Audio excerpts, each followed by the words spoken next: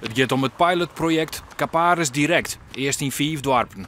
Zo wordt Jood in Jesterwoude uiteenzet met het tuigvrijhouden van deze trap. Voor de 2 mooiwerkers variatie in hardenwerk. Nou, dit is weer heel wat anders. Ja, wat doen je met ons dan? Nou, anders gaan we dan met zagen, zeg maar. En, Zagen? zo de postbal in het knoeien, zeg maar. Oh, en dat soort werk, hè. Ja. Dat ondergoed ik eraf, zeg maar. En dit is, het is Jood voor het eerst? Ja, dit is voor het eerst, ja. Maar hebben we al eer van je werk? Had het Ja, eer is, ja, dan mooi. het...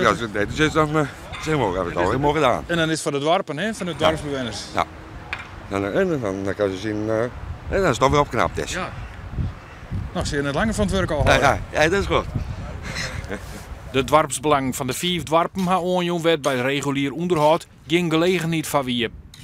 Voor 400 uur dit jaar tot 31 december kunnen ze dus alle klussen uitvoeren, wat dus geen regulier werk is. En dat zeg ik, al die opdrachten van de plaatselijk belang, van die dorpen die dus nu meedoen, dat gaat naar kantoor toe en daar filteren ze het weer. Ze zeggen, nou, dit wordt meegenomen in het regulier werk.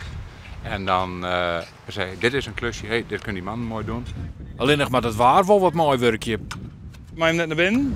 Ja, ze moeten wel. We moeten sowieso ook pauze, geloof ik. Ja. Nou, go dan naar binnen. En zo komt er niet veel van het trappetje klaar, hè? Nee, zo schiet het niet op. Maar met dit weer, kijk, dat is ook echt niks. Want het werkt ook niet hoor, allemaal nat en vies. Je krijgt ook geen mooi resultaat op deze manier. Het is wel naar als je een hele dag in de regen moet schuilen voor de regen. Maar je doet er niks aan. Wat doe je dan de hele dag? Praten! Maar het verveelt gauw, of niet? Ja, dit weer verveeld gauw, ja. Nou, daarom zeg ik maar, wel een beetje mooier wordt weer. Ja. En wat droger. Eind dit jaar wordt Caparis direct evalueerd. Als Elsen niet tevreden is, zal Caparis ook voor andere gemeentes of voor bedrijven aan het werk.